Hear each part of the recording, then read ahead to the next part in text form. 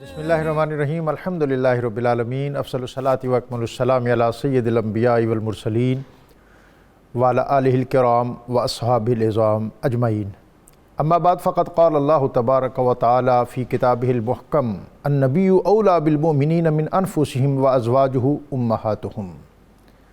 نبی کریم صلی اللہ علیہ وآلہ وسلم مومنوں کی جانوں سے بھی ان کے زیادہ قریب ہیں، اور آپ کی ازدواج مطہرات مومنین کی مائیں ہیں۔ بنت صدیق آرام جان نبی، اس حریم برات پہ لاکھوں سلام، اہل اسلام کی مادران شفیق بانوان طہارت پہ لاکھوں سلام، یعنی ہے سورہ نور جن کی گواہ، ان کی پر نور صورت پہ لاکھوں سلام۔ ام المومنین سیدہ طیبہ طاہرہ عالمہ فاضلہ مفتیہ متقیہ عائشہ صدیقہ رضی اللہ تعالی عنہا کی بارگاہ میں اعلیٰ حضرت الشاہ احمد رضا خان قادری فاضل بریلوی کے سلام عقیدت و محبت پر مبنی اشعار کے ساتھ لفظ لفظ نور اور حرف حرف روشنی سے آراستہ پروگرام نور قرآن کے ساتھ طاہر بخاری ایک مرتبہ پھر آپ سے مخاطب ہے۔ ناظرین، عرب کے معاشرے میں عورت کی حیثیت تاریخ عالم میں کسی سے ڈھکی چھپی نہیں۔ ذلت اور پستی کی کون سی عطا گہرائی ہے جہاں عورت کو نہیں گرایا جا چکا تھا۔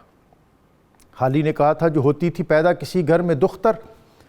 تو خوف شماتت سے بے رحم مادر پھرے دیکھتی جب وہ شوہر کے تیور، کہیں زندہ گاڑ آتی تھی اس کو جا کر۔ یہ صرف عربوں پہ ہی موقوف نہیں، بلکہ اگر رومن اور گریکس یعنی سقراط، ارسطو اور افلاطون کی سرزمین کا آپ تذکرہ پڑھیں تو وہاں بھی عورت کے حوالے سے بھی یہ بحث چل رہی تھی کہ آیا عورت انسان ہے بھی یا نہیں۔ نبی اکرم رسول محتشم صلی اللہ علیہ وآلہ وسلم غار حرا سے آفاقی ہدایت، رہنمائی اور روشنی کا نور لے کر عرب کی سرزمین پر جلوہ گر ہوئے۔ سب سے زیادہ جس طبقے کو اسلام نے عزت، توقیر اور رفعت عطا کی وہ عورت ہے۔ عورت کو بطور بیٹی، بطور بہن، بطور ماں اور پھر سب سے بڑھ کر بطور بیوی جس عزت، عظمت اور رفعت سے اسلام نے آشنا کیا، وہ دنیا کا کوئی تمدن، کوئی سوسائٹی، کوئی تہذیب اور کوئی سویلائزیشن اس تک نہیں پہنچ سکتی۔ نبی اکرم رسول محتشم صلی اللہ علیہ وآلہ وسلم کے اس اسوہ اور طرز عمل اور اسلام اور دین کی ان تعلیمات پر اس عہد کے بعض عرب شعراء نے بھی طنز کیا تھا۔ انہوں نے کہا تھا کہ ہم جدھر دیکھتے ہیں ہمیں تو دین اسلام میں عورت ہی کا جلوہ، وقار، اعزاز اور اکرام نظر آتا ہے۔ آج خود نبی اکرم رسول محتشم صلی اللہ علیہ وآلہ وسلم، آپ کی رفیقہ حیات سیدہ خدیجہ الکبریٰ رضی اللہ تعالی عنہا ظاہری طور پر تو 25 سال آپ کے ساتھ رہیں،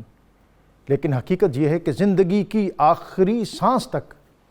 نبی اکرم رسول محتشم صلی اللہ علیہ وآلہ وسلم کے قلب و نظر پر ان کی محبت جلوہ گر اور سایہ فگن رہی۔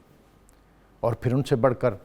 سیدہ ام المومنین عائشہ صدیقہ رضی اللہ تعالی عنہا، آپ کی محبت اور محبوبیت، جن کی وساطت سے، جن کے ذریعے قیامت تک انسانیت کو اور بالخصوص خواتین کو نبی اکرم صلی اللہ علیہ وسلم اور دین اسلام کی تعلیمات اور پھر عورت کا مقام اور گھر کے اندر مرد کو بیوی کے ساتھ کیسے رہنا چاہیے، عورت بھی آپ کی محبت کا مرجع ہو سکتی ہے۔ آپ کی جو نسبتیں ہیں، آپ کی جو محبت آمیز ادائیں ہیں، وہ آپ کی اپنی بیوی کے لیے بھی ہو سکتی ہیں۔ نبی اکرم رسول محتشم صلی اللہ علیہ وسلم نے اپنی بیٹی کو، اپنی ازدواج کو جو عزت، اعزاز اور وقار عطا کیا، اور پھر اپنی رضائی بہن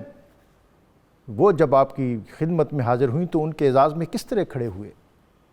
اور آپ کی رضائی ماں حضرت حلیمہ، ان کے لیے آپ نے عزت، رفعت اور اعزاز کے کیا کیا زینے اور زاویے وا نہیں کیے۔ آج دنیا جو ہے یہ سیریمونیل ایج میں ہے اور ہم چاہتے ہیں کہ ہر چیز جو ہے اس کو سیلیبریٹ کیا جائے، کوئی نہ کوئی ایونٹ ہو، کہیں خواتین کا دن ہے، کہیں مدر ڈے ہے، کہیں فادر ڈے ہے۔ یہ ٹھیک ہے، اس عہد کی ضرورت ہے، لیکن میں آپ کو ان عظیم حقائق سے آگاہ کرنا چاہتا ہوں کہ جس کے مطابق نبی اکرم رسول محتشم اور دین اسلام کی تعلیمات، اس میں ہمیں ہر جگہ، ہر دن اور ہر دن کی ہر ساتھ میں ہمیں ماں، بہن، بیوی اور بیٹی کی جلوہ آرائی نظر آتی ہے۔ ماں اگر گھر میں ہے تو بیٹا اس کے قدم چھوئے بغیر گھر سے جاتا ہی نہیں ہے، اور دن بھر اس کی مصروفیت جو بھی ہو، گھر کے ساتھ اور اپنی اہلیہ کے ساتھ اس کا ایک تعلق اور کانٹیکٹ برقرار رہتا ہے۔ جب وہ گھر میں واپس آتا ہے تو اس چیز کا منتظر ہوتا ہے، اس کی خواہش ہوتی ہے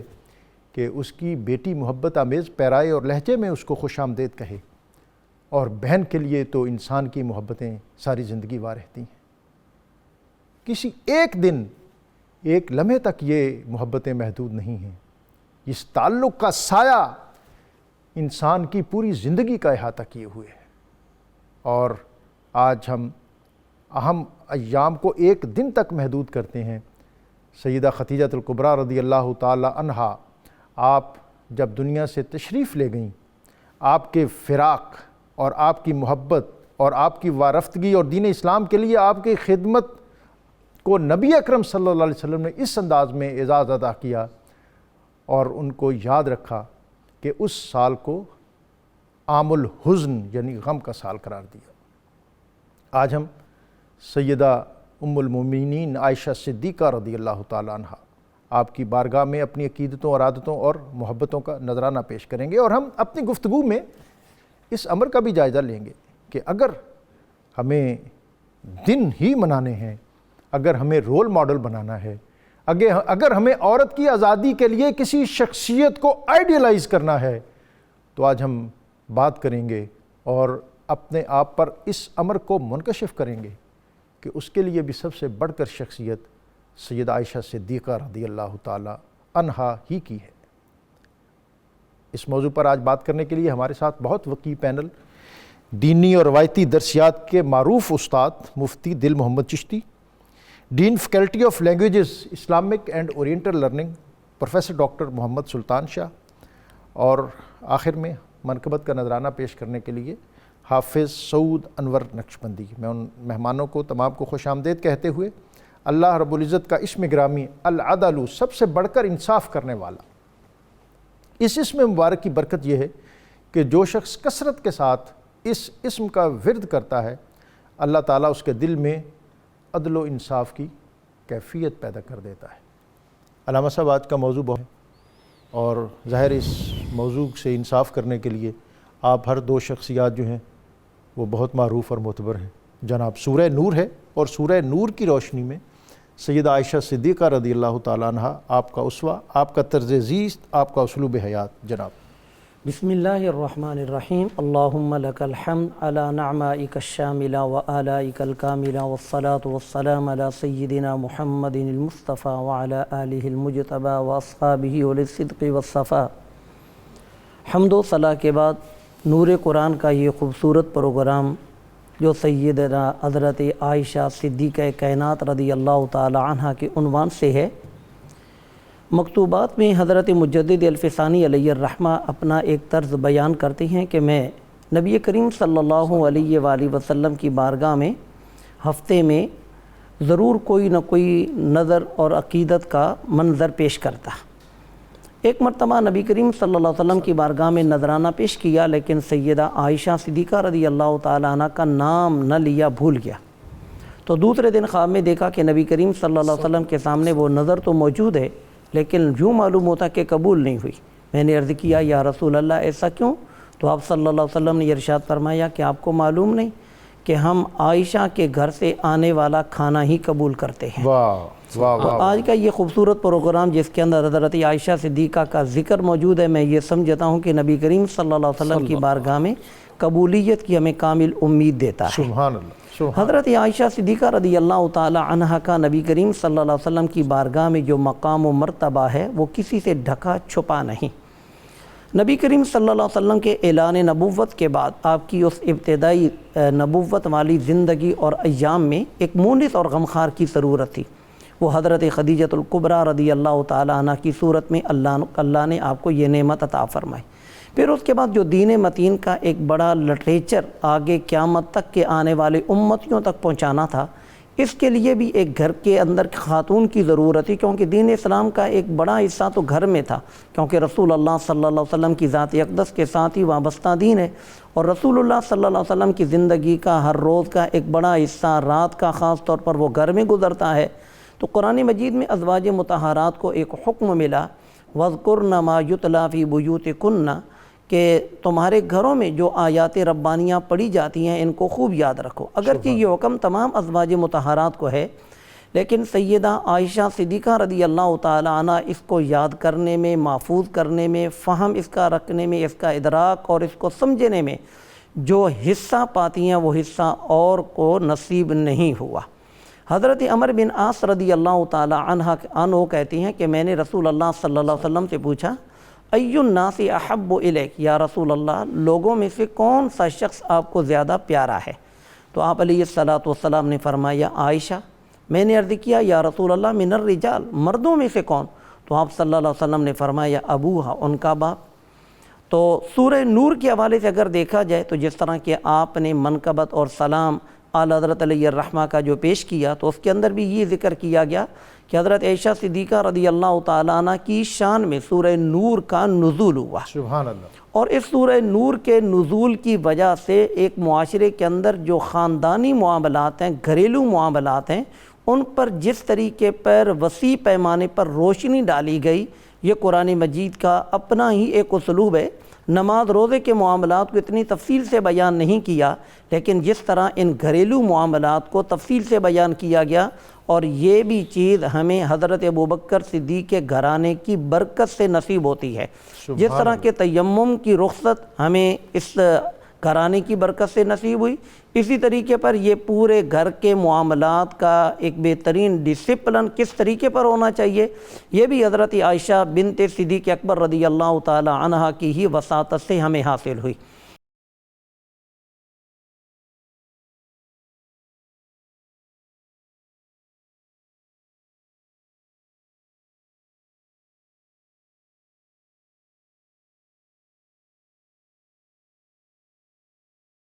ڈاکٹر صاحب،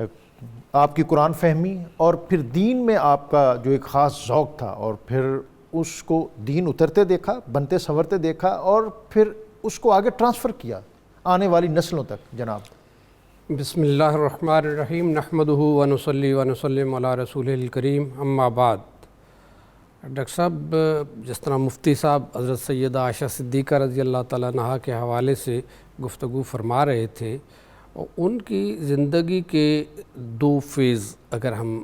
سمجھنے کی کوشش کریں، پہلا فیز ان کا ہے جو سیکھنے کا تھا، جس میں ان کا اپنے ابا جان اور اپنے والدین کے ہمراہ جو وہ رہیں، حضرت سیدنا ابوبکر صدیق اور اپنی والدہ محترمہ کے ہاں۔ اس کے بعد دوسرا فیز ہے پھر حضور علیہ الصلوۃ والسلام سے جو انہوں نے سیکھا، اور پھر سکھانے کا عمل ہے جو انہوں نے حضور علیہ الصلوۃ والسلام کے وصال پاک کے بعد بہت ہی اچھے انداز میں نبھایا۔ ہمیں طویل عرصہ ہے، 58 ہجری، طویل عرصہ، تقریباً 47 سے 48 سال ہے، 58 ہجری، 66 سال کی عمر میں آپ نے پردہ فرمایا۔ جی بالکل ایسا ہے۔ تو حضرت سیدہ پاک کا کمال یہ ہے کہ اللہ نے سب سے پہلے تو انہیں ذہانت بہت عطا فرمائی، سبحان اللہ، اور حضرت سیدنا ابوبکر صدیق رضی اللہ تعالیٰ عنہ کا جو گھر تھا وہ دین اسلام کا گہوارہ تھا۔ سبحان اللہ۔ حضور علیہ الصلوۃ والسلام اکثر حضرت سیدنا ابوبکر صدیق رضی اللہ تعالیٰ عنہ کے گھر تشریف لاتے تھے، اور خود حضرت سیدنا ابوبکر صدیق رضی اللہ تعالیٰ عنہ کا تقویٰ، ان کا علم، یعنی بالغ مردوں میں سے سب سے پہلے ایمان لانے والی ہستی ہے، سبحان اللہ، اور انہوں نے تو پہلے دن سے دین کو سیکھنا شروع کیا۔ تو وہ انہوں نے تربیت فرمائی حضرت سیدہ عائشہ صدیقہ رضی اللہ تعالیٰ عنہا کی، اس کے بعد جب رخصتی ہوئی اور آپ رضی اللہ تعالیٰ عنہ حضور علیہ الصلوۃ والسلام کی زوجہ بنی، تو اس سے تو آپ کو کل وقت ملتا تھا کہ جب بھی آپ صلی اللہ علیہ وسلم اپنے یعنی آپ کے حجرہ پاک میں آتے تھے تو انہیں سیکھنے کا موقع ملتا تھا۔ اس وقت ان کی عمر زیادہ نہیں تھی جب یہ رخصتی ہوئی، اور بعض اوقات وہ اپنی سہیلیوں کے ساتھ کھیل بھی رہی ہوتی تھیں، اور حضور علیہ الصلوۃ والسلام نے انہیں بڑی لبرٹی دے رکھی تھی۔ یہ نہیں ہے کہ کبھی ٹوکا ہو کہ کیوں کھیلتی رہتی ہیں، بلکہ بعض اوقات تو موقع دیتے تھے، ان کی جو سہیلیاں چلی جاتی تھیں انہیں واپس بلاتے تھے کہ آئیں ان کے ساتھ اپنا وقت گزاریں۔ اچھا، پھر ان کو جو اللہ نے ذہانت دی تھی اس کے ذریعے ایک تو انہوں نے قرآن مجید یاد کیا، یعنی ان 3 ازواج مطہرات رضی اللہ عنہن میں سے ایک آپ تھیں جنہیں قرآن پاک حفظ تھا۔ ایک تو یہ آپ رضی اللہ تعالیٰ عنہ کا کمال ہے۔ پھر آپ رضی اللہ تعالیٰ عنہ کی یہ خوبی تھی کہ آپ کا چونکہ حافظہ بہت اچھا تھا، اس لیے آپ کو بہت ساری احادیث یاد تھیں۔ 2210 احادیث کی تعداد محدثین بتاتے ہیں کہ جو آپ رضی اللہ تعالیٰ عنہ سے آگے امت کو ملی ہیں۔ پھر حضور علیہ الصلوۃ والسلام کے ساتھ وقت گزارنا، آپ کے معمولات، آپ کا رات کو عبادت کرنا، ان کے بارے میں یعنی وہ زندگی کے گوشے نبی کریم صلی اللہ علیہ وسلم کے جو عام لوگ نہیں جانتے تھے، ان سے باخبر کرنے والی حضرت سیدہ پاک، اور پھر اس کو بیان بھی کیا، اور پھر انہوں نے سکھایا۔ سنجیدہ عمر والی خاتون جو ہے وہ ذرا مسئلت کوش ہوتی ہے، بالکل، لیکن انہوں نے اوائل عمری میں نبی اکرم صلی اللہ علیہ وسلم کے اسوہ کا جو نقشہ کھینچا کہ نبی کان خلقہ القرآن، کان خلقہ القرآن، کتنا کہ سبحان یعنی آپ کا اخلاق جو ہیں وہ قرآن کریم کی طرح ہیں۔ جو کچھ قرآن کریم میں اللہ نے فرمایا ہے، آپ صلی اللہ علیہ وسلم گویا چلتا پھرتا قرآن تھے۔ پھر حضرت سیدہ کو جب بھی صحابہ کو کوئی مشکل پیش آتی قرآن مجید کے معنی اور مفہوم کے حوالے سے، تو وہ سیدہ پاک سے رجوع کرتے، تو اور صحابہ فرماتے ہیں کہ کبھی ایسا نہیں ہوا کہ سیدہ سے کوئی بات پوچھی ہو تو وہ سمجھا نہ سکی ہوں یا وہ بتا نہ سکی ہوں، خواہ وہ قرآن کا علم ہو خواہ وہ حدیث کا علم ہو۔ پھر صحابہ آپ کے پاس مختلف معاملے میں فتاویٰ لینے کے لیے آتے تھے اور آپ کا تعلیم دینا۔ آپ بہت بڑی یعنی معلمہ تھیں، اگرچہ جس حد تک کام ہونا چاہیے تھا اس حد تک ہم نے یعنی کام نہیں کیا۔ آپ کی شخصیت اور آپ کے علوم و معرفت، آپ کے مختلف جو زندگی کے گوشے ہیں۔ اچھا، اور صرف مشرق میں ہی نہیں ہے، مشرق میں تو کتابیں لکھی گئی ہیں، عربی میں، اردو میں بہت ساری کتابیں ہیں، مغرب میں بھی سیدہ پاک پہ یعنی لٹریچر بہت ملتا ہے، اور خاص طور پہ نبیہ ایبرٹ ایک مستشرقہ ہیں، اورینٹلسٹ ہیں، انہوں نے ایک پوری کتاب لکھی ہے، عائشہ دا بیلوڈ آف دا پروفٹ صلی اللہ علیہ وسلم۔ سبحان اللہ۔ اور بڑے اچھے انداز میں انہوں نے زندگی کے زیادہ تر پازیٹیو انداز میں انہوں نے مفتی صاحب، آیت تیمم ہے، آیت تخییر ہے، اور مختلف قرآن پاک کے ایسے پہلو ہیں جو آپ کے گھرانے، آپ کی ذات کی وساطت سے سہولیات امت کو میسر آئیں قرآن فہمی کے حوالے سے، جیسا ڈاکٹر صاحب نے بتایا۔ میں چاہوں گا آپ بھی کچھ اس میں ایڈ کر دیں۔ آیت تخییر کے حوالے سے حضرت عائشہ صدیقہ رضی اللہ تعالیٰ عنہ کا جو محبت بھرا اور خلوص پر مبنی جواب ہے، مجھے اس کے اندر حضرت ابوبکر صدیق رضی اللہ تعالیٰ عنہ کی تعلیم و تربیت کا ایک بڑا عنصر نظر آتا ہے، یعنی وہ موروثی محبت جو انہیں ملی اپنے باپ یا اپنے گھرانے کی طرف سے۔ عائشہ کا معنی ہے خوشحال، اور ان کا یہ نام بھی اسی لیے رکھا گیا تھا کہ ایک متمول اور خوشحال گھرانے میں انہوں نے آنکھ کھولی تھی، لیکن رخصتی کے بعد جہاں ان کو آنا پڑا تو وہاں تو ایک کمرہ تھا، اور اس کمرے کی بھی حالت یہ تھی کہ کھڑے ہونے کی صورت میں سر چھت سے لگتا، اور دراز ہو کر لیٹنے کی صورت میں پاؤں ایک دیوار کو چھوتے تو سر دوسری دیوار کو چھوتا، گھر کا سامان بھی ایک مختصر سا تھا۔ تو وہاں پر آیت تخییر اللہ کریم نے نازل فرمائی کہ فتعالینا امتعکن و اسرحکن سراحا جمیلا، کہ دنیا کا سامان چاہتی ہو تو لو اور پھر جاؤ اور اچھے طریقے سے تمہیں رخصت کر دیا جائے گا۔ تو نبی کریم صلی اللہ علیہ وسلم سب سے پہلے حضرت عائشہ رضی اللہ تعالی عنہ کے پاس آئے اور کہا جلدی نہ کیجیے گا، فوری جواب نہ دینا، اس بارے میں اپنے ماں باپ سے مشورہ بھی کر لیجیے گا۔ حضرت عائشہ صدیقہ بہت چوکس ہو گئیں کہ نہ جانے کیا حکم ہے، تو حکم ہوا، سرکار نے وہ آیت پڑھ کر سنائی تو حضرت عائشہ صدیقہ نے کہا یا رسول اللہ آپ کا حکم اپنی جگہ پر، لیکن یہاں مسئلہ میرے ایمان کا ہے۔ سبحان اللہ۔ استشیر فیک ابویہ یا رسول اللہ، ہو آپ کی ذات اور میں مشورہ اس حوالے سے اپنے ماں باپ سے کروں؟ ایسا نہیں، بلکہ جو جواب دیا اس جواب کے اندر دونوں کا لحاظ، اللہ اور اس کے رسول کا چناؤ کا، انتخاب کا ذکر کیا۔ کہا بل اختار اللہ و رسولہ، بلکہ میری پسند کل بھی اور آج بھی اللہ اور اس کا رسول ہے۔ مجھے دنیا کے ساز و سامان کی ضرورت نہیں، مجھے جو نعمت ابدی اور سرمدی مل گئی ہے میں اس پر ہی نازا ہوں۔ اور اسی طرح آیت تیمم، تو جب یہ ہار گم ہوا اور پھر ہار کی تلاش کے اندر قافلے کو رکنا پڑا، رکنا بھی ایسی جگہ پر پڑا جہاں پر نہ پانی ہے نہ پاس پانی ہے، تو اس وقت ایک بڑا سہانا منظر محدثین نے، امام بخاری علیہ الرحمہ نے بیان کیا کہ نبی کریم صلی اللہ علیہ وآلہ وسلم حضرت عائشہ صدیقہ رضی اللہ تعالی عنہا کی گود میں اپنا سر انور رکھ کر ماوِ آرام ہیں کہ لوگوں نے حضرت ابوبکر صدیق سے جا کر شکایت کی کہ دیکھیں سیدہ عائشہ کی وجہ سے آج ان مجاہدین کو ایک تکلیف اور کوفت سے گزرنا پڑ رہا ہے۔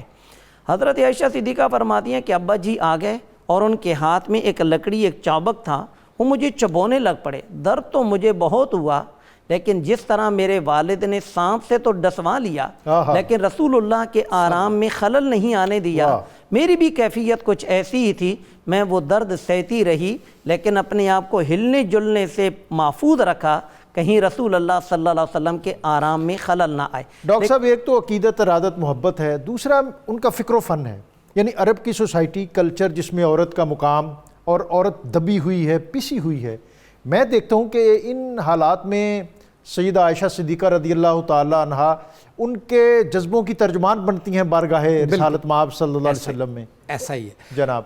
پہلی بات تو یہ ہے کہ حضرت سیدہ پاک کا قرآن حدیث کا علم تو تھا ہی تھا، اس کے علاوہ انہیں عربی کے طویل قصیدے یاد تھے، انہیں علم طب کا بہت سارا، یعنی ان کے پاس معلومات تھی، علم الانصاب ان کا خاندانی ورثہ تھا۔ بالکل۔ اس کے بعد جو ہے انہیں قرآن مجید کے حوالے سے، احادیث کے حوالے سے، علم الانصاب کے حوالے سے بہت سارا اللہ نے انہیں علم عطا کیا تھا، اور اس کی ریزن یہ تھی کہ انہیں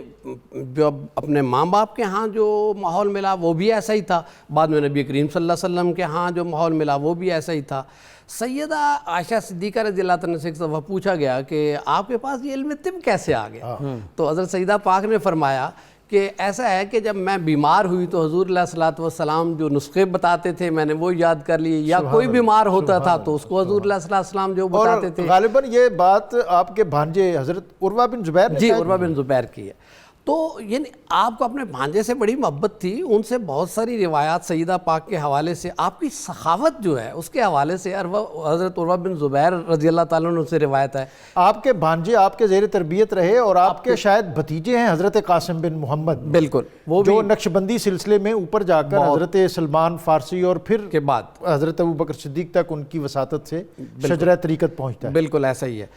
اور جو یعنی حضرت سیدہ پاک کی سخاوت کے حوالے سے یہ روایت ہمیں مستدرک میں ملتی ہے، امام حاکم نے یہ نقل فرمائی ہے کہ ایک دفعہ حکومت کی طرف سے حضرت معاویہ رضی اللہ عنہ کے دور میں 70,000 درہم سیدہ پاک کو آیا، تو آپ رضی اللہ تعالیٰ عنہ نے اسی دن شام تک وہ سارے کا سارا اللہ کی راہ میں خیرات فرما دی۔ سبحان اللہ۔ پھر جب حضرت عبداللہ بن زبیر رضی اللہ تعالیٰ عنہ یعنی حجاز مقدس کے حکمران بنے، خلیفہ بنے، تو انہوں نے ایک موقع پہ 1,00,000 درہم سیدہ پاک کی خدمت میں بھیجا، یہ بھی مستدرک میں روایت موجود ہے۔ تو آپ اس دن روزہ سے تھیں اور پورے کا پورا رات تک وہ روزہ افطار ہونے سے پہلے سارا اللہ کے راستے میں خیرات کر دیا۔ تو آپ کی باندی نے کہا، آپ کی کنیز نے کہا کہ روزے کے لیے تو رکھا ہی کچھ نہیں، فرمایا کوئی بات نہیں۔ اللہ، اور یعنی دیکھیے اتنا ان کا حوصلہ کہ ایک موقع پہ کہا جاتا ہے کہ انہوں نے روزہ رکھا ہوا تھا تو گھر میں ایک روٹی تھی، کسی سوالی نے سوال کیا تو اپنی کنیز کو فرمایا کہ جاؤ، یعنی انہوں نے کہا آپ نے روزہ رکھا ہوا، فرمایا کوئی بس مسئلہ نہیں ہے، ان کی یہ خدمت میں پیش کر دو، دے دیا۔ تو اسی دوران کسی نے بکرے کا گوشت بنا کے آپ کی خدمت میں بھیجا، تو آپ رضی اللہ تعالیٰ عنہ نے فرمایا دیکھو اللہ تعالیٰ نے ہمیں اس سے بہتر عطا فرما دی ہے۔ تو سیدہ پاک بہت سخی تھیں، بہت متقی تھیں، بہت بڑی عالمہ فقیہہ تھیں، اور صحابہ ان کے پاس حاضر ہوتے تھے، ان سے سیکھتے تھے۔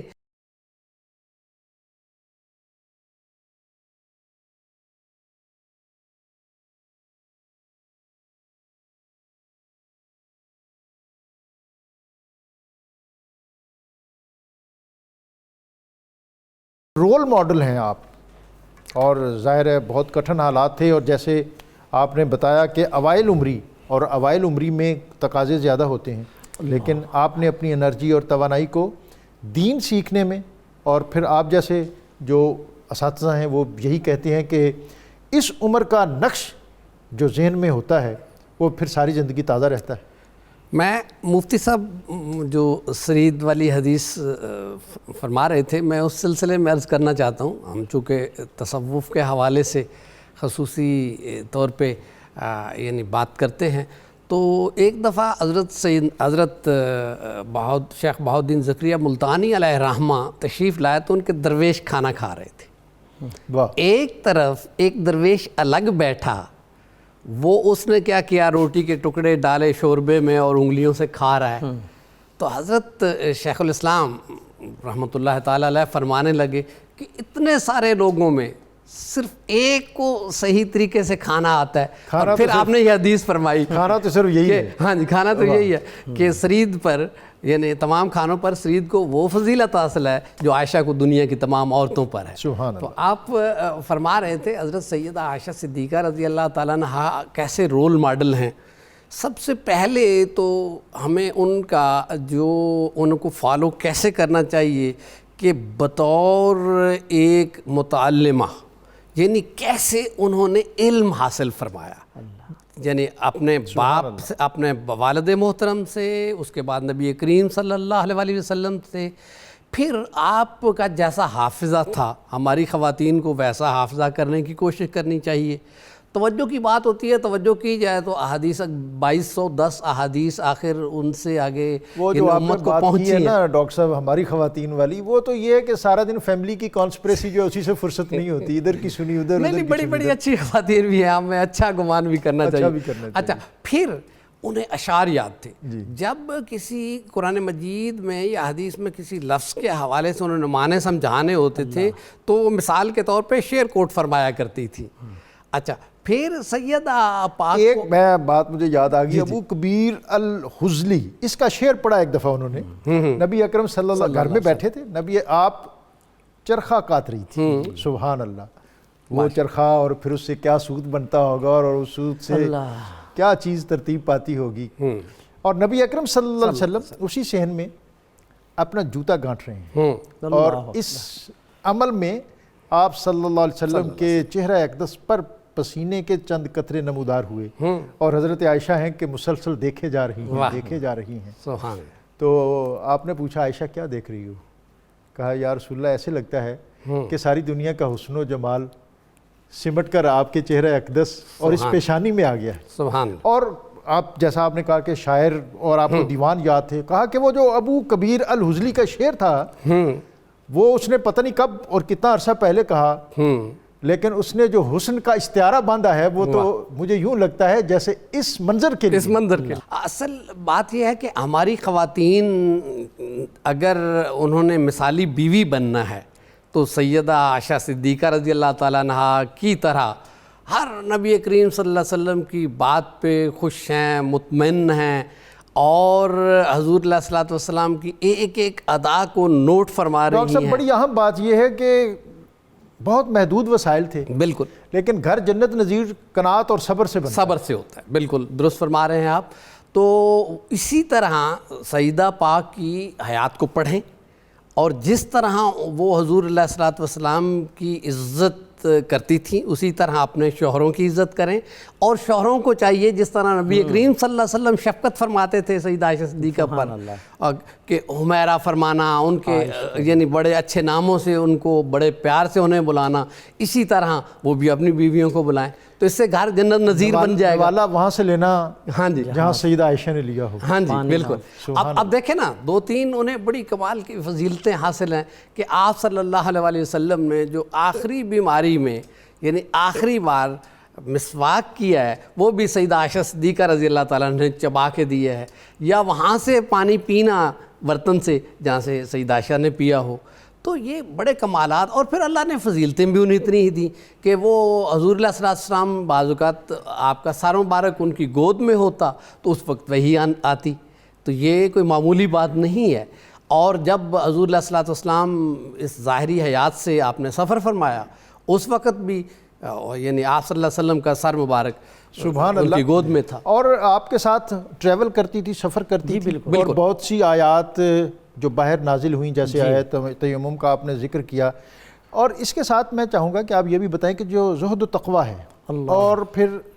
18 سال کی عمر میں نبی اکرم صلی اللہ علیہ وسلم سے جدائی کا صدمہ سہنا پڑا، بالکل، اور اس کے بعد پھر ایک پورا انسٹیٹیوشن بنی ہے آپ، بالکل، صحابہ آپ کے بارگاہ میں حاضر ہوتے، جی، علماء آپ کی خدمت میں حاضر ہوتے، قرآن یاد والے آپ سے قرآن کے بارے میں رہنمائی لیتے، حدیث والے احادیث کے بارے میں، اور بالخصوص جو خواتین کے مسائل اور فقہ کے امور جناب۔ جی بالکل۔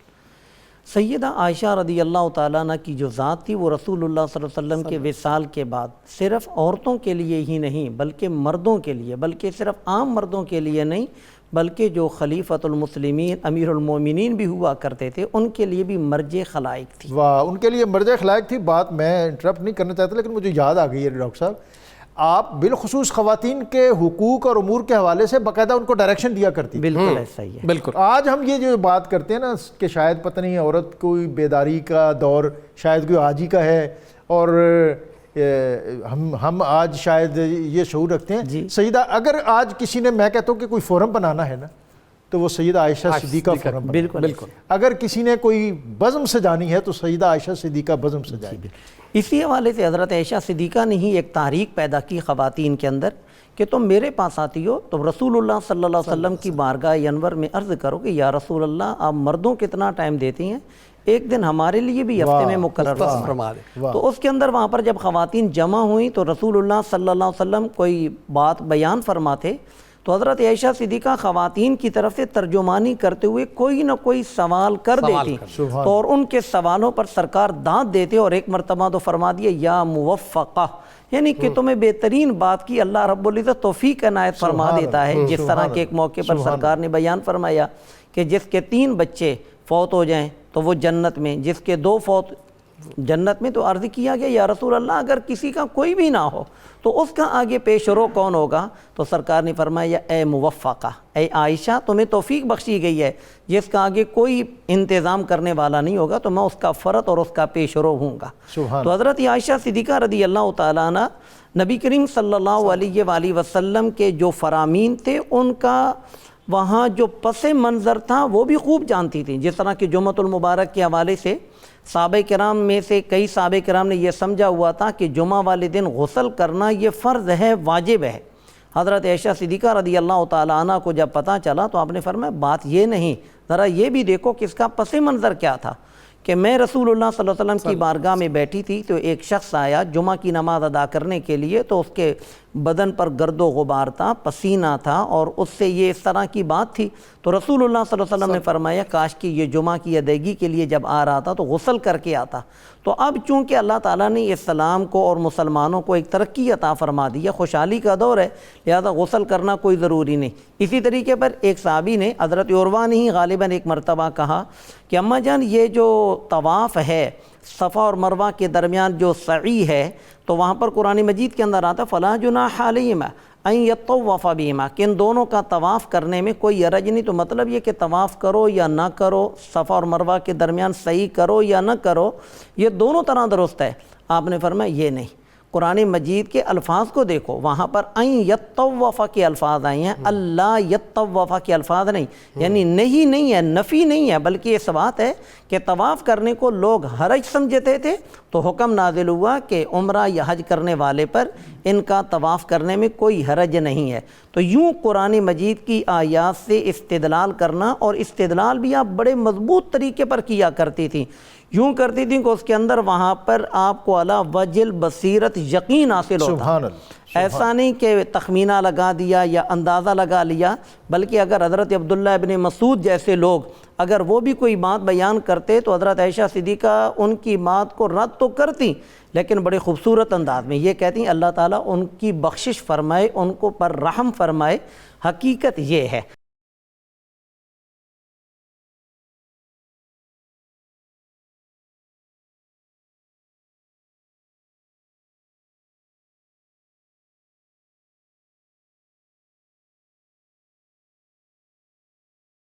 نبی اکرم رسول محتشم صلی اللہ علیہ وآلہ وسلم کی زبان اقدس سے سنا. پہلا کام یہ کیا کہ اس کو محفوظ کیا. صرف محفوظ نہیں کیا بلکہ اس کو آئندہ نسلوں تک پہنچانے کا اہتمام کیا. اگر یہ دین محفوظ نہ کرتے، اگر دین کی حفاظت اس جذبے، ولولے، دیانت اور اسپرٹ کے ساتھ یہ ہستیاں نہ کرتیں تو شاید آج میناروں سے جس توانا انداز میں اللہ کی وحدانیت، نبی صلی اللہ علیہ وسلم کی رسالت اور اسلام کی صداقت کی صدائیں گونج رہی ہیں، وہ شاید ایسے نہ ہوتی. یہی وجہ ہے کہ ہم ان ہستیوں کی بارگاہ میں اپنی عقیدتوں اور عادتوں اور محبتوں کا نذرانہ پیش کرتے ہیں. 17 رمضان المبارک بطور خاص سیدہ عائشہ صدیقہ رضی اللہ تعالیٰ عنہ آپ کا یوم وصال. حضرت ام سلمہ نے آپ کے وصال پہ کہا تھا کہ لوگوں، آج ایک ایسی ہستی دنیا سے چلی گئی جس سے بڑھ کر رسول اللہ صلی اللہ علیہ وسلم کو کوئی عزیز اور کوئی محبوب نہیں تھا. میں اپنے علماء کا، جناب ڈاکٹر محمد سلطان شاہ صاحب کا، مفتی دل محمد چشتی صاحب کا شکر گزار ہوں کہ انہوں نے نہایت وسیع پیرائے میں آج کے اس موضوع پر روشنی عطا کی. آج کا وظیفہ ہر میدان میں کامیابی کے لیے سورہ فتح کی ابتدائی 5 آیات نماز مغرب کے بعد 11 بار پڑھیں. اللہ تعالیٰ ہر میدان میں سرخرو کرے گا. منقبت کے لیے حافظ انور نقشبندی. مرحبا یہ جلوائے زیبائے بام عائشہ، مرحبا یہ جلوائے زیبائے بام عائشہ، مرحبا یہ جلوائے زیبائے بام عائشہ، ہے ہلال آمنہ ماہ تمام عائشہ، عائشہ کے اس شرف کو بھی ذرا ملحوظ رکھ. عائشہ کے اس شرف کو بھی ذرا ملحوظ رکھ. اپنے منہ سے مصطفیٰ لیتے تھے نام عائشہ، اپنے منہ سے مصطفیٰ لیتے تھے نام عائشہ.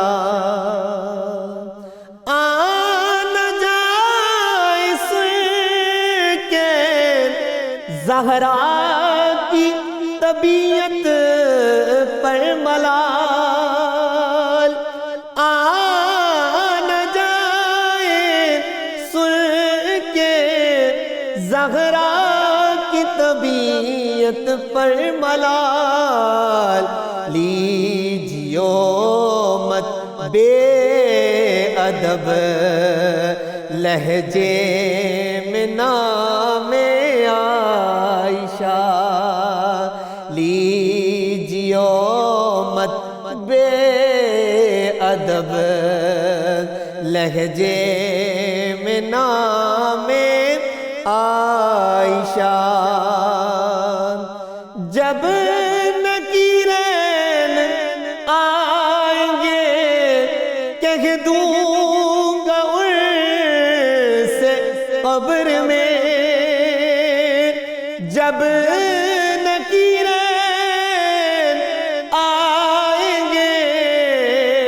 کہہ دوں گا ان سے قبر میں مجھ سے کچھ مت پوچھئے میں ہوں غلام عائشہ میں مجھ سے مت کچھ پوچھئے میں ہوں غلام عائشہ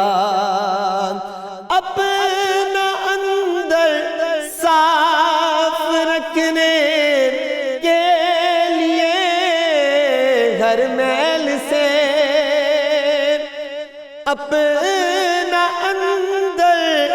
صاف رکھنے کے لیے ہر میل سے سانس کی تسبیح پر لیتا